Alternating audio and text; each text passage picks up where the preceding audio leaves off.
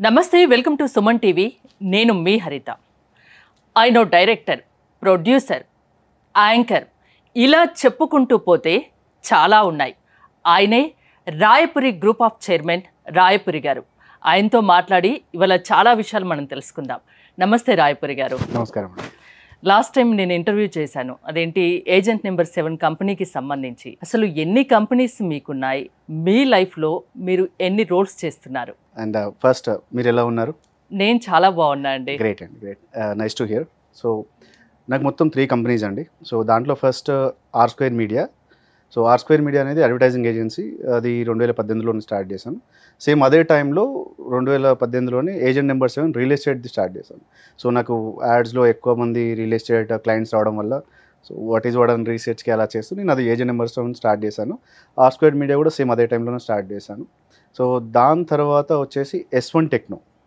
So it's an IT consulting company అనమాట information technology అది very రీసెంట్గా స్టార్ట్ చేశాను సో 3 ఈ 3 కూడా నా పేరు మీదనే ఉన్నాయి అండ్ ఇంకొకటి ఎడ్యుకేషన్ ఉంది అది 4th one IASc the Indian institute of software education అది తను నా వైఫ్ చూసుకుంటూ ఉంటుంది సో ఈ 4 కంపెనీస్కి గ్రూప్ ఆఫ్ కంపెనీస్ లాగా పెట్టాను and going good happy to writer director producer business man ఇంత టైం ఎక్కడ దొరుకుతుంది మీకు అసలు అంటే బిజినెస్ స్టార్ట్ చేసినప్పుడు రైటర్గా డైరెక్టర్గా అంటే నాది యాడ్ ఏజెన్సీ కాబట్టి I'm very much passionate about make a film that make me to start an advertising agency entered into media so అంటే ఆ టైంలో వేరే ప్యాషన్ అనుకోలేదు but I started my restaurant I lost then I decided what is my passion then I started my ad agency so అంత time అంటే ఇప్పుడు ఏదైనా షూట్కి వెళ్తున్నాం ఏదైనా క్లయింట్ ఉన్నారు క్లయింట్కి ఏదైనా కావాలి ఒక కార్పొరేట్ యాడ్ కావాలి మంచి యాడ్ ఫిలిం చేయాలి అంటే సో దానికి నేను రాసేవాడిని దాంతోపాటు దానికి ముందు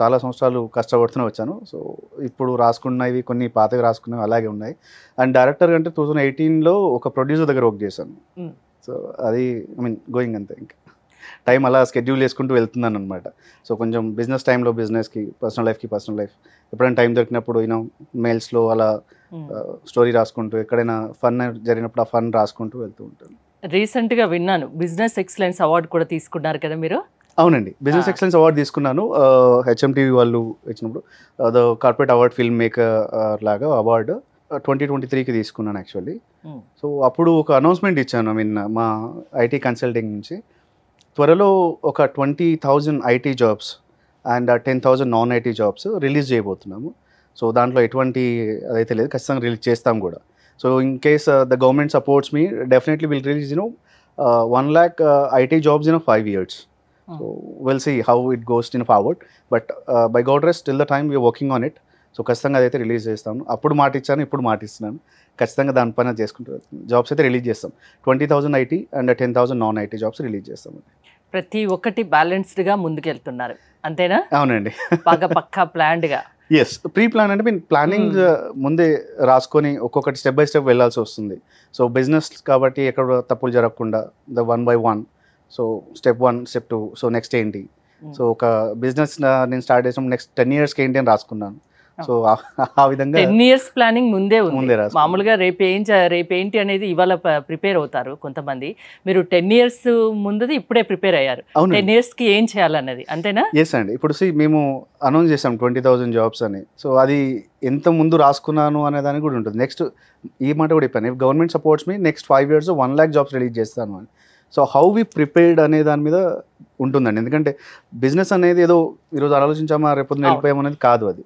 so we have to right at least next 5 years what is my business నేను ఒక 10 years రాసుకుంటాను నా ప్రోగ్రామ్స్ అయినా ఏదైనా స్టోరీ రాసుకునే దానికైనా ఎలా ఉంటుంది సీక్వెల్ ఎలా ఉంటుంది సో సీక్వెల్ ఎలా ఉంటుంది ఇవన్నీ కూడా so I will make step by step అనమాట రైట్ ఇట్ లాస్ట్ ఇయర్ ఒక షో కూడా చేశారు అది ఎప్పుడు రానుంది అసలు లాస్ట్ ఇయర్ డిసెంబర్లో చేశానండి మెడిక్స్ ఛాంపియన్ సో అది నీట్ స్టూడెంట్స్ కోసం సో అది ఇంకొక 1-2 monthsలో రిలీజ్ కాబోతుంది కొంచెం లేట్ అయింది అనుకున్నాము బట్ కొంచెం ఏంటి అంటే ఎడిటింగ్లో కొంచెం లేట్ అయిపోయింది మ్యూజిక్ యాడ్ చేయడానికి లేట్ అయింది but we are releasing very soon ఇంకోటి డైరెక్టర్ శంకర్ గారిని మీరు గురువుగా భావిస్తారు కదా గురు బ్రహ్మ గురు విష్ణు అని చెప్తూ ఉంటారు చాలా చోట్ల నిజంగా గురువా మీకైనా గురు బ్రహ్మ ఆయన ఎందుకు అంటే ఫ్రాంక్లీ ఆయన నేను చాలా గురువుగా భావించాను దేవుడిలాగా భావిస్తాను కూడా ఏకలవ్య శిష్యుడినండి నేను ఆయన దగ్గర ఎప్పుడు పని చేయలేదు ఆయన దగ్గరికి వెళ్ళలేదు బట్ నేను ఫిల్మ్ ఇండస్ట్రీకి నేను రావాలనుకున్నప్పుడు, నేను యాంకర్ ఉన్నప్పుడు, అప్పటి నుండి ఇప్పటి వరకు కూడా నా ప్రతి షోలో కానీ, లేదంటే మీకు నేను చూపిస్తాను నా మెయిల్ ఐడిలో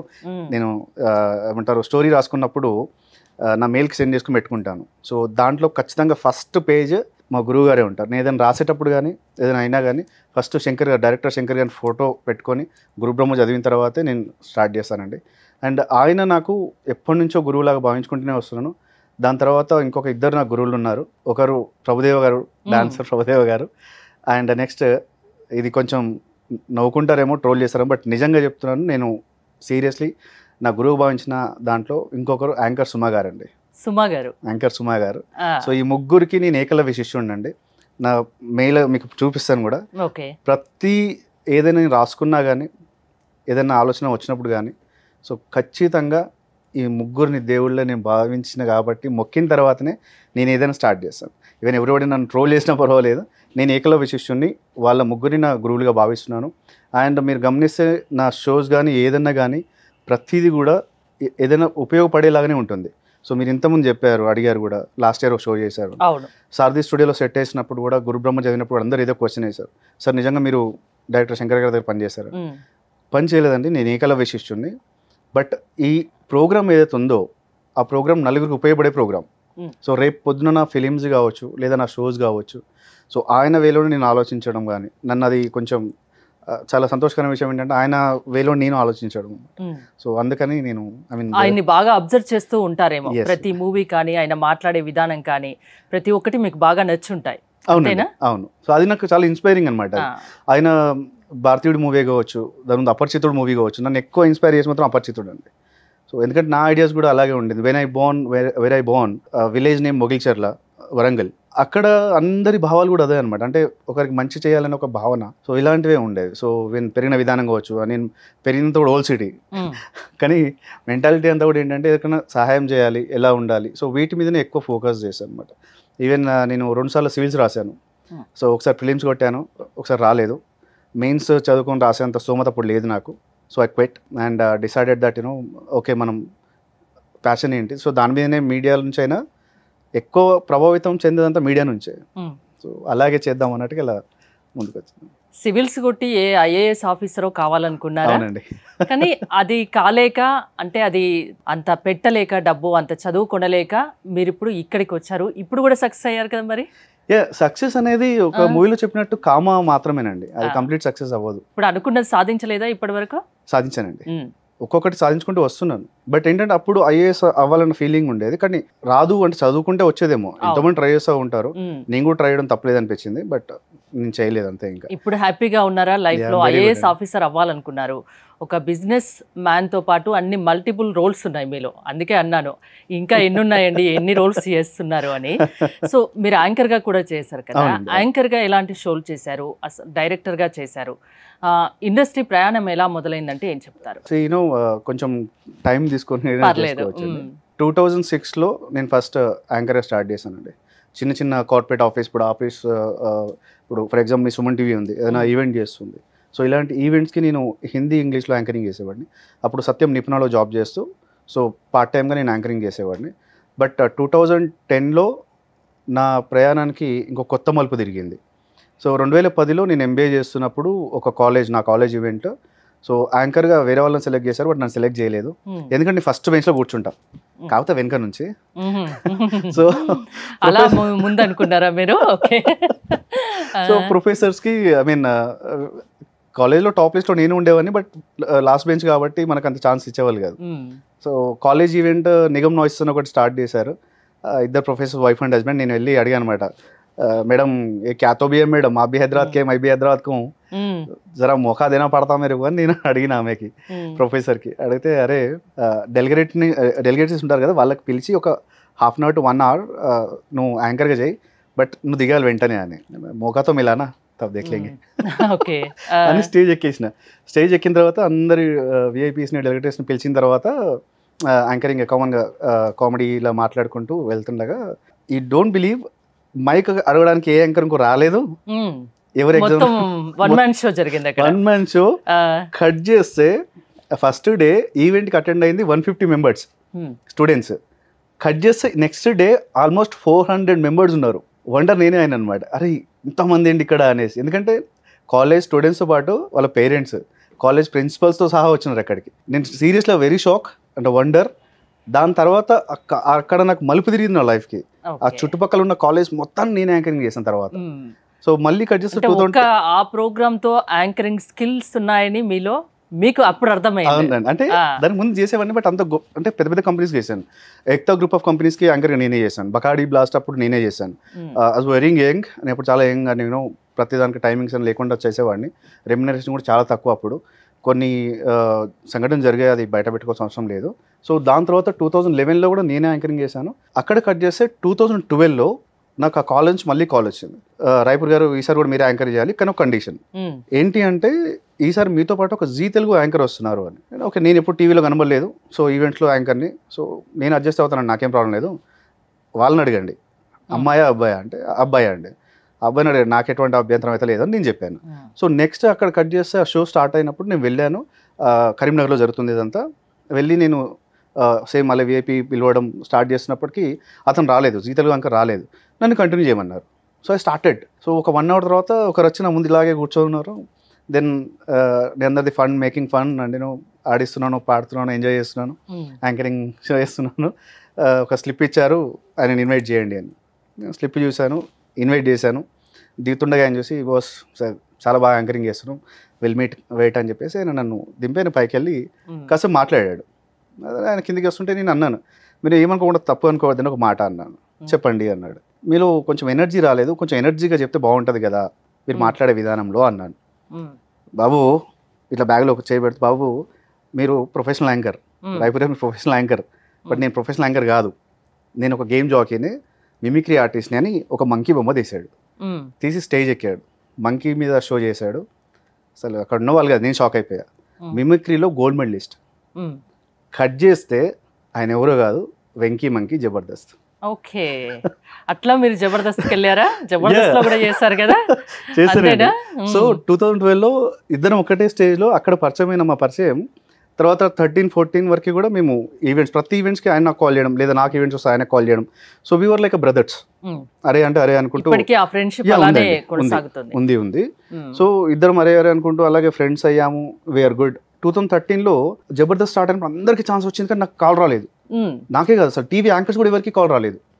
మళ్ళీ ప్రొడక్షన్స్ ఎవరికి కాల్ రాలేదు. నేను షాక్ అయ్యాము. అసలు అన్నపూర్ణ స్టూడియోలో సెట్ వేసి షూట్ కూడా అయిపోతుంది, పెద్ద పెద్ద వాళ్ళందరికీ టీమ్ లీడర్ అయ్యారు.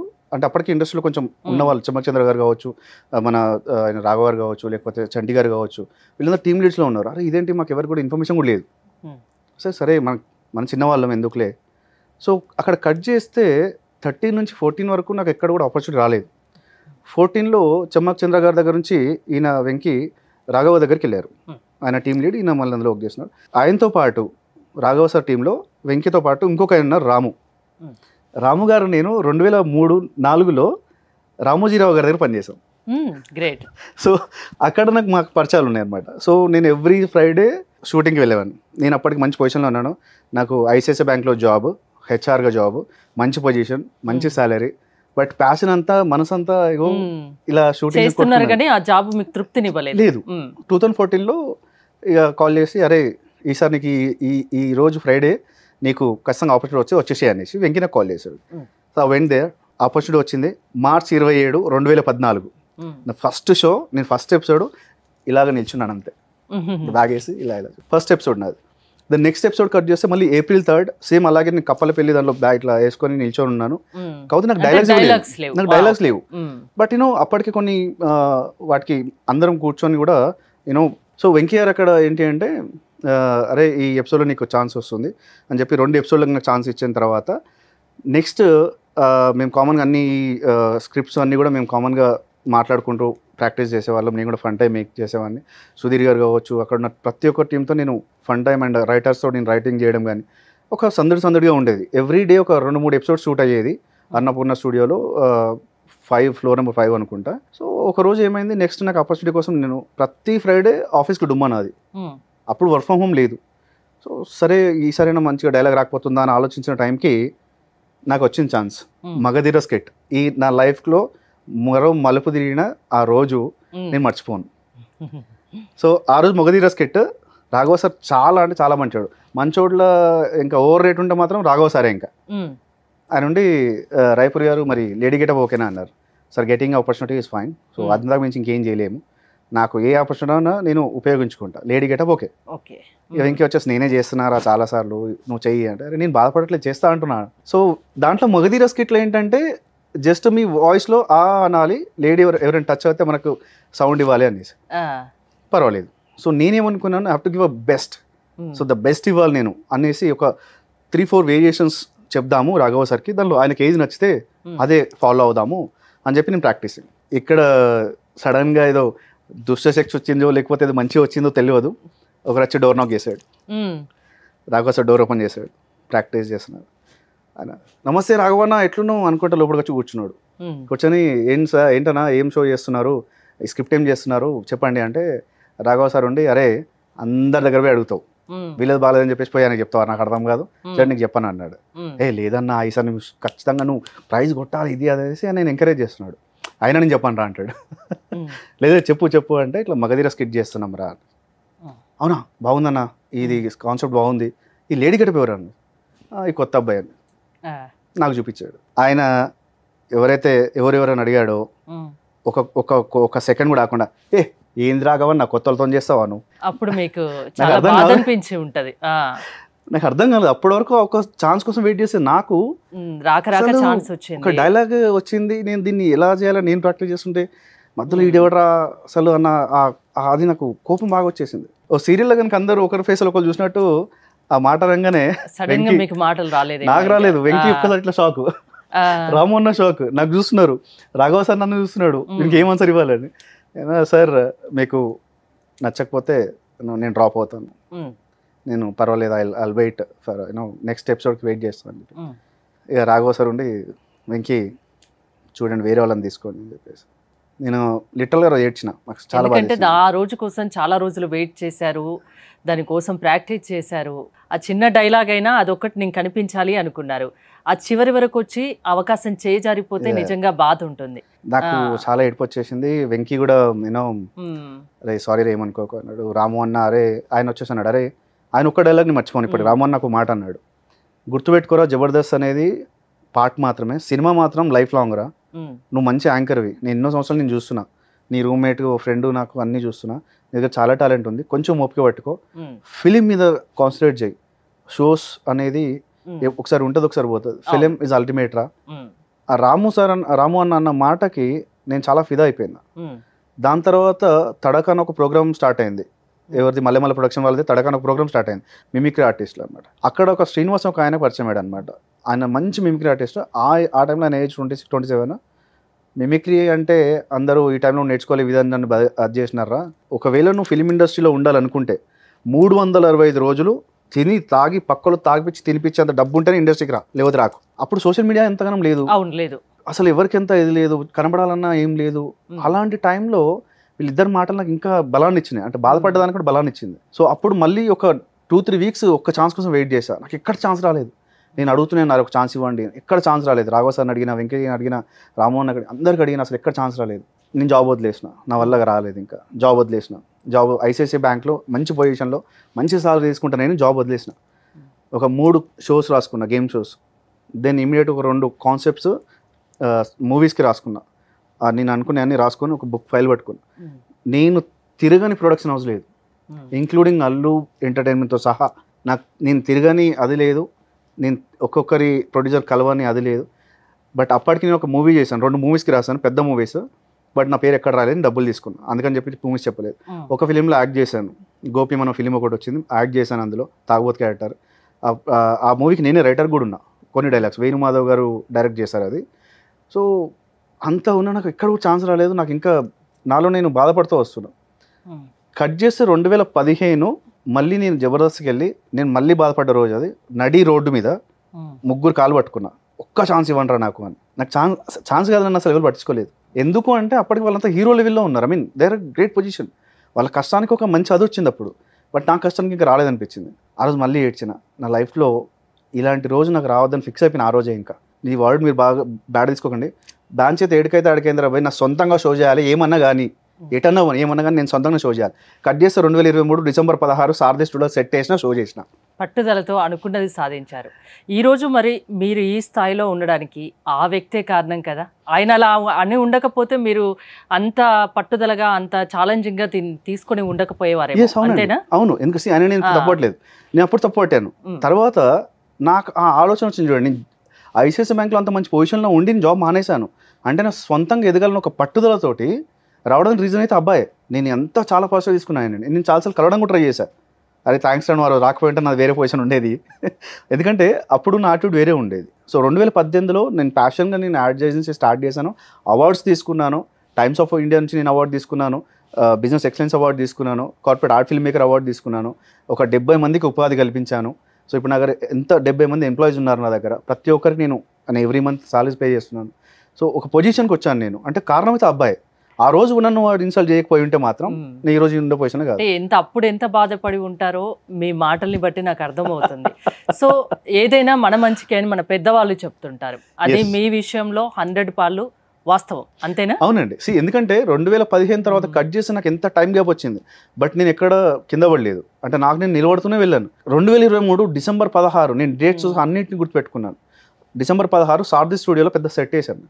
ఇంత పెద్ద సెట్ వేసి నీట్ స్టూడెంట్స్ కోసం చేసిన ప్రయాణం సక్సెస్ అయింది. నాకు ఎంతోమంది ఆశీర్వాదం వచ్చింది నాకు అప్పుడు. సో ఐఎమ్ రియలీ హ్యాపీ అనమాట. త్వరలో రిలీజ్ కాబోతుంది.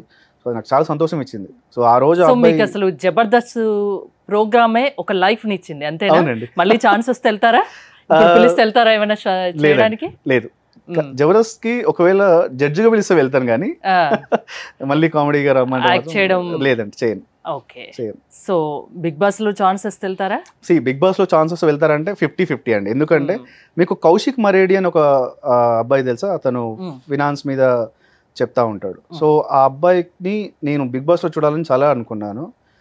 అబ్బాయి కూడా నాకు పరిచయమే, చాలా మాట్లాడుతూ ఉంటాం కామన్గా. ఆ అబ్బాయిని ఇయర్ అసలు యాక్చువల్ బిగ్ బాస్లో చూడాలని చెప్పి నేను రిఫర్ చేయాలని చాలా అనుకున్నాను, బట్ నేను రిఫర్ చేయలేకపోయాను.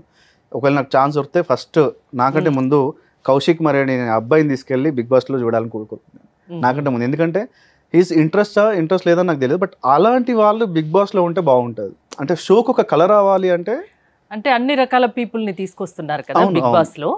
సో ఇలాంటి కౌశిక్ లాంటి వాళ్ళు కూడా బిగ్ బాస్ లో ఉండాలి. సో నేను ఈసారి రిఫర్ చేద్దాం అనుకున్నాను, యాక్చువల్లీ ఖచ్చితంగా అనుకున్నాను. వెళ్ళి మనకు తెలిసిన డైరెక్టర్స్తో మాట్లాడైనా ఆయనను ఎలాగైనా పెట్టాలి. ఈవెన్ నాకు ఉంది ఇందులో ఏమంటారు డైరెక్టర్గా, నేను కూడా మెంబర్ని కాబట్టి వెళ్ళి ఎట్లయినా అతన్ని తీసుకెళ్ళాలని అనుకున్నాను. నాకు ఛాన్స్ వచ్చిన రాకపోతే ఆయనకి రావాలనుకున్నాను నేను, బట్ ఆయనకు అంటే అనౌన్స్మెంట్ చేశారు, ఆయన పేరు లేదు అందులో. మీకు ఛాన్స్ వచ్చినా వెళ్తారు 50-50 అని. అందుకే ఆ అబ్బాయి ఫస్ట్ నాకంటే ముందు అబ్బాయికి ఇస్తా ఛాన్స్. ఒక నాకు వస్తే రిఫర్ చేస్తా, లేదు అంటే నేను కూడా వెళ్తాను. ఈ ఇయర్ కూడా ఏమన్నా షో చేసే ప్లాన్ లో ఉన్నారా? ఇది చాలా ఇంపార్టెంట్ మా ఈ విషయం చెప్పడానికి ముందుకు వచ్చాను. సో ఇప్పటివరకు నా ఏదో గతంలో వెళ్ళాను, సారీ. బట్ సీరియస్గా ఏంటంటే నేను ఒక సాధించాలని ఒక సంతోషంలో ఎగ్జైట్లో మాట్లాడాను, ఏమనుకోవద్దు. బట్ పర్లేదండి, మీరు కూడా చాలా మందికి ఇన్స్పిరేషన్ అవుతారు. ఎందుకంటే మీరు పడ్డ చోటే లేచారు. అవునండి. సో చాలా నేర్చుకున్నారు. ఎక్కడైతే అవమానించారో అక్కడే మీరేంటో ప్రూవ్ చేసుకున్నారు. థ్యాంక్స్ మా, బాగా అర్థం చేసుకున్నారు. సో ఈ ఇయర్ ఏంటంటే సేమ్ మళ్ళీ డిసెంబర్లో ఒక షో చేయబోతున్నాను. ఐ హోప్ మీకు షార్క్ ట్యాంక్ ఐడియా ఉందా? షార్క్ ట్యాంక్ మన తెలుగులో కూడా ఆహాలో ఒక ప్రోగ్రామ్ వచ్చింది, సూపర్ ఉమెన్ అని చెప్పేసి. సేమ్ అలాంటి ప్రోగ్రామే. సో మీరు అనుకోవచ్చు సార్ కాపీ కాదండి, similar. Okay. So in case ఇది ఒకసారి జాగ్రత్తగా అందరూ వినండి. ఈ షో ఎవరైతే చూస్తున్నారో ప్లీజ్ అందరూ జాగ్రత్తగా వినండి. నేను మళ్ళీ డిసెంబర్లో షో చేయబోతున్నాను. అది దానికి అప్లికేషన్స్ కూడా స్టార్ట్ అయిపోయింది, ఆగస్ట్ నుంచే స్టార్ట్ అయింది. ఆ షో ఏంటి అంటే, ఇన్ కేస్ మీద ఒక బ్రిలియంట్ ఐడియా ఉంది, అవునండి నాకు బ్రిలియంట్ ఐడియా ఉంది, నాకు ఇన్వెస్టర్స్ లేరు, సో ఇమ్మీడియట్గా yes1techno.comలోకి లాగిన్ అయ్యి దాంట్లో మీ డీటెయిల్స్ ఇచ్చేసేయండి. మీకు ఏదైతే ఐడియా ఉందో ఆ ఐడియాని ఏంజిల్ ఇన్వెస్టర్స్ ముందు మేము ప్రజెంట్ చేస్తాం. వాళ్ళకి నచ్చిందంటే మీ ఇద్దరిని పెట్టేసి డిసెంబర్లో సేమ్ మళ్ళీ సారథి స్టూడియోలో షూట్ చేస్తాం. సో ఎవరైనా ఇన్వెస్ట్ చేయొచ్చు దాంట్లో? ఇన్వెస్టర్కి ఏంటి లాభం? ఇన్వెస్టర్స్కి ఇచ్చి ఇప్పుడు ఒకవేళ మీరు ఇన్వెస్ట్ చేయాలనుకుంటే కనుక, ఒకవేళ వేరే దగ్గర ఐడియా బాగుంది, ఆ కాపీ మా దగ్గరకు వచ్చింది, మేము మీకు ప్రజెంట్ చేయాలి అనుకుంటే, మీరు కనుక ఇన్వెస్టర్ మా దాంట్లోకి రావాలి అంటే మినిమం 2 years ఉండి ఉండాలండి. మినిమం 2 years కంపల్సరీ ఉండి ఉండాలి. అలా ఉండి మంచి ప్రొఫైల్, బిజినెస్ ప్రొఫైల్ ఉన్న వాళ్ళని మాత్రమే మేము ఇన్వెస్టర్స్గా తీసుకున్నాము. ఆల్రెడీ ఉన్నారు మన దగ్గర ఇన్వెస్టర్స్. సో అందుకని అంటాను, ఎవరి దగ్గర మంచి ఐడియా ఉంది, గ్రేట్ ఐడియా ఉంది, అవును నా ఐడియాని పబ్లిక్లో తీసుకెళ్ళాలనుకుంటున్నాను, నాకు ఇన్వెస్ట్మెంట్ లేదు అని బాధపడే వాళ్ళ కోసం మళ్ళీ ఈ ప్రోగ్రామ్ చేస్తున్నాం అనమాట. ఓకే. సో ఎవరైనా ఇన్వెస్ట్ చేయొచ్చు, ఎవరైనా మిమ్మల్ని అప్రోచ్ అవ్వచ్చు, ఇంట్రెస్ట్ ఉన్న వాళ్ళు, 2 CR మినిమం ఉన్న వాళ్ళు. అది investors point of. Okay. Investors point of లో మీరు ఎంతవరకు మీకు 2 CR నుంచి ఎంత ఇన్వెస్ట్ చేసుకోండి.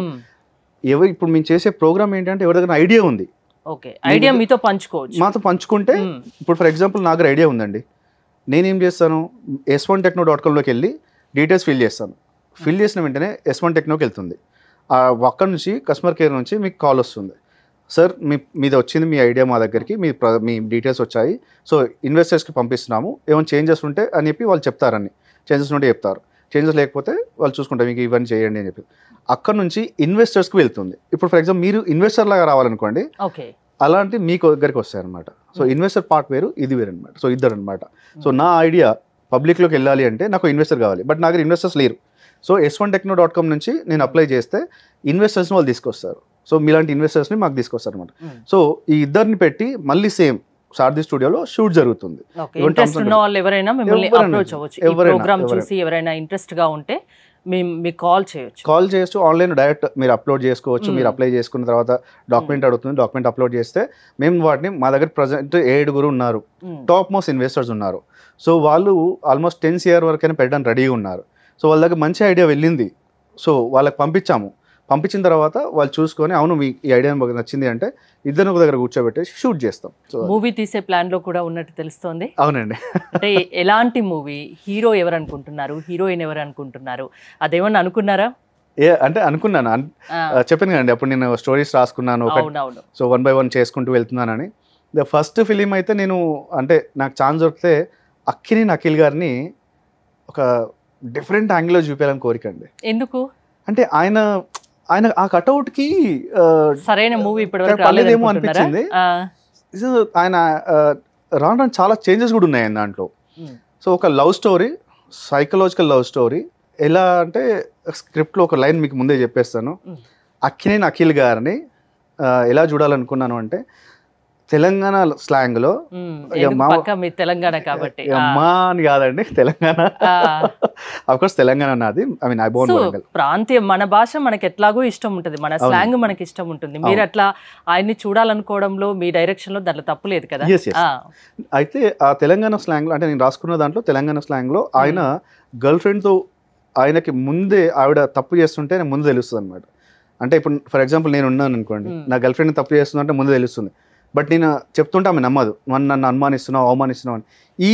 ఈ ఇద్దరి మధ్య గొడవ అసలు ఎలా ఉంటుంది, అది ఎంతవరకు నిజం, సైకలాజికల్గా ఎంతవరకు నిజం అనే దాని మీద స్టోరీ. అది స్క్రిప్ట్ ఎవరైనా రాసుకోవచ్చా? స్క్రిప్ట్ లీక్ చేశారు కదా, నాకు ఏ ప్రాబ్లం లేదండి. See I feel very happy if someone coming forward and నాది కాపీ చేసి పెట్టుకుని బాధపడినండి. అట్లీస్ట్ నాది బయటకు వెళ్ళింది సంతోషపడతా, అట్లీస్ట్ ఆ స్క్రిప్ట్ బయటకు లేదండి. లేదు, ఎందుకు అంటే ఒక విషయం చెప్తాను చూడండి, నేను రాసుకున్నట్టుగా ఇంకొకరు రాయలేరు. ఇప్పుడు 10 మందికి సేమ్, ఎవరి టాలెంట్ వాళ్ళది, ఎవరి టేస్ట్ వాళ్ళది. అవునండి. ఇప్పుడు 10 మందికి లేడీస్ కి అన్ని సేమ్ కూరగాయలు ఇచ్చి వండమంటే అందరు టేస్ట్ ఒకటే వస్తుందా? అస్సలు ఉండదు కదా. సేమ్ ఇంగ్రీడియంట్స్ ఇచ్చినా టేస్ట్ వేరే ఉంటుంది బికాస్ ఆఫ్ ద హ్యాండ్. అవును. సో ద సేమ్ వే ఇప్పుడు నేను స్క్రిప్ట్ లీక్ చేశాను, psychological love story Telangana slang లో. అమ్మాయి అబ్బాయి ఎలా తిట్టుకుంటారో, అసలు ఎందుకు వస్తుంది గొడవ, ఆ ప్రేమలో ఎందుకు గొడవ వచ్చింది, ఎందుకు కలిసి ఉన్నారు, ఎందుకు విడిపోయారు, ఈ అబ్బాయికి ముందే ఎందుకు తెలిసింది, అసలు ఆ అమ్మాయి తప్పు చేస్తుంది కదా ఈ అబ్బాయికి ఎలా తెలిసింది అనేది psychological love story. Akkineni Akhil కాకుంటే ఆ ప్లేస్ లో ఇంకెవరిని అనుకుంటారు ఒకవేళ ఇమాజిన్ చేసుకుంటే? ఆనంద్ దేవరకొండ మీకు ఐడియా ఉన్నారా? ఎందుకు లేదండి, చాలా మూవీస్ ఉన్నాయి కదా. ఆయన ఎందుకంటే విజయ్ దేవరకొండ వాళ్ళ బ్రదర్. ఆయన కాకుండా అంటే మీకు బ్యాడ్ బాయ్స్ అనే ఫిల్మ్, బ్యాడ్ బాయ్స్ అనే ఫిల్మ్ వచ్చింది, అమర్ రాజా వాళ్ళ రిలేటివ్, విక్రమ్ సహదేవ్, లగడపాటి విక్రమ్ సహదేవ్. ఆ అబ్బాయి అద్భుతంగా సూట్ అవుతాడు. అక్కినేని అఖిల్ గారి తర్వాత ఇంకా నెక్స్ట్ ప్లేస్ లో వీళ్ళిద్దరే. అంటే ఆ స్టోరీకి అంటే నాకు కొత్త వాళ్ళని పెట్టి తీయొచ్చా అంటే, ఐ మీన్ నేను ఇప్పుడు నన్ను కొత్తగా తీసుకొని వాళ్ళు ఛాన్స్ ఇస్తారో లేదు తెలియదు, బట్ ఎవరైనా ప్రొడ్యూసర్ ముందుకు వస్తే కొత్త వాళ్ళని పెట్టాలా లేకపోతే వాళ్ళని పెట్టాలని ఆలోచిస్తా. ఇదైతే నేను అనుకున్నాను. మీకు ప్రభాస్ గారు కూడా ఇష్టం అనుకుంటే చాలా. అయ్యో బాబాయ్, ఇష్టం లేదు. ఇప్పుడు ఆ కట్అవుట్ చూసిన తర్వాత అబ్బాయి నా దేవుడు అనకుండా ఉన్న ఎవరు ఉన్నారు అంటే ఇక నాకు తెలియదు. నేనే డార్లింగ్ అంటారు ఆబ్వియస్లీ అండి. ఆయన నాకు చాలా ఇష్టం అండి. ఆయనతో ఫిలిం నేను ఎప్పుడో రాసుకున్నాను, కాకపోతే టెక్నాలజీ పైన. హృతిక్ రోషన్ గారు అండ్ ప్రభాస్ గారు ఇద్దరు అందులో హీరోస్ ఉంటారు. హృతిక్ రోషన్ గారు war, I mean military, and ఈయన టెక్నాలజీ. ఇండియా కి ఎలా కాపాడతారో అనే దాని మీద ఒక స్క్రిప్ట్ రాసుకున్నాను. అంటే రైటర్, డైరెక్షన్, మీరు రైటింగ్ అండ్ డైరెక్షన్ మీది అంతేనా? ఎవరైనా ప్రొడ్యూసర్స్ ముందుకు వస్తే వీళ్ళతో ఇలాంటి మూవీస్ తీస్తే సూపర్ హిట్ అవుతుందని మీరు అనుకుంటున్నారు? అవునండి, ఆబ్వియస్లీ ఏ డైరెక్టర్ అలాగే అనుకుంటారు. నా పాయింట్ ఆఫ్ వ్యూలో నేను ఆల్రెడీ స్క్రిప్ట్ కూడా అందుకే చెప్తున్నాను. టెక్నాలజీలో ఇప్పుడు దానికి ఫిలిం నేమ్ కూడా అప్పుడు పెట్టుకున్నాను, ఇంచ్ అని, India versus China actually. So inch అనే ఫిలిం రాసుకున్నాను. ప్రభాస్ గారితో తీస్తే ఇంచ్ అనే ఫిలిం తీయాలి అనే టెక్నాలజీలో మన ఇండియన్ గవర్నమెంట్ ఎలా ఉంటుంది దాని మీద ఒక ఫిలిం అనమాట. అది వార్లో హృతిక్ రోషన్ బ్రదర్ ఎలా చేస్తాడు, సో ఇద్దరిని కలిపి ఆ ఫిలిం అనుకున్నానండి. సో చాలా ప్లాన్స్ ఉన్నాయి మీకు? ఎస్ అండి, అవును. ఎవరైనా ప్రొడ్యూస్ చేయడానికి ముందుకు వస్తే మీ దగ్గర మంచి కంటెంట్ ఉంది, మంచి స్క్రిప్ట్ ఉంది, అంతేనా? ఎస్. అల్లు అర్జున్ గారితో కూడా సినిమా తీయాలన్న ప్లాన్ ఉంది కదా? అవునండి, అవును. స్క్రిప్ట్ ఆల్రెడీ రెడీ చేశారు, అంతేనా? ఎలా, ఎందుకు ఇష్టం అల్లు అర్జున్ అంటే? పుష్ప ఫిలిం చూసిన తర్వాత ఈ క్యారెక్టర్ ఆయన సూట్ అవుతారు అనుకున్నానండి. ఇప్పటివరకు మీకు 2 ఫిలిం చెప్పాను, ఆ 2 కూడా సేమ్ మా గురువు గారు ఎలా అయితే ఫిలిం మేకింగ్స్ లో ఎలా అయితే మా గురువు అలా అంటే ప్రజలకు ఉపయోగపడేలాగానే తీస్తాను. అందుకే ఇండియా వర్సెస్ ఎస్ అండి, అంటే ఒక చెప్పే విధంగా ఉండాలని. అల్లు అర్జున్ గారితో తీయాలనుకున్న ఫిలిం ఎలా అంటే, మీకు కమల్ హాసన్ గారి ఫిలిం, పాత ఫిలిం పుష్పక విమానం ఒక ఫిలిం ఉంటుంది, తెలుసండి. అమల గారు హీరోయిన్.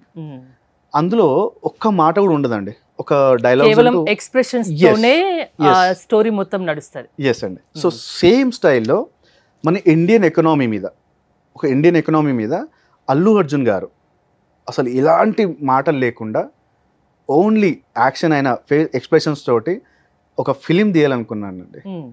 ఆ ఫిలిం కూడా ఆ క్యారెక్టర్ అయినా బాగా సూట్ అవుతుంది. అంటే నేను ఫస్ట్ ఏమనుకుంటే ఈ క్యారెక్టర్ అని చేస్తాడో లేదో అనుకున్నాను, బట్ పుష్ప చూసిన తర్వాత నాకు మైండ్ బ్లాక్ అయింది ఏంటంటే, అద్భుతంగా యాక్టింగ్ అసలు నాకు అరే ఒక్కసారి అదైపోయింది అనమాట. ఓకే, సో ఒకవేళ నాకు ఛాన్స్ వస్తే by God race Allu Arjun గారితో ఈ ఫిలిం తీస్తాను, ఒక్క మాట ఉండదు ఫిలింలో, ఆయన ఓన్లీ ఎక్స్ప్రెషన్స్, ఇండియన్ ఎకనామీ పైన ఉంటుంది.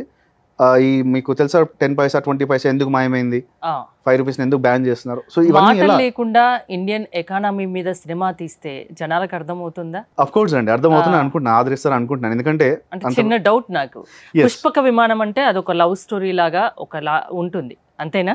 నాకు అంతగా గుర్తుకు లేదు మూవీ, కొంచెంగా గుర్తుంది. ఇప్పుడు ఇండియన్ ఎకానమీ మీద మాటలు లేకుండా తీస్తే ఈ రోజుల్లో అర్థమవుతుందా?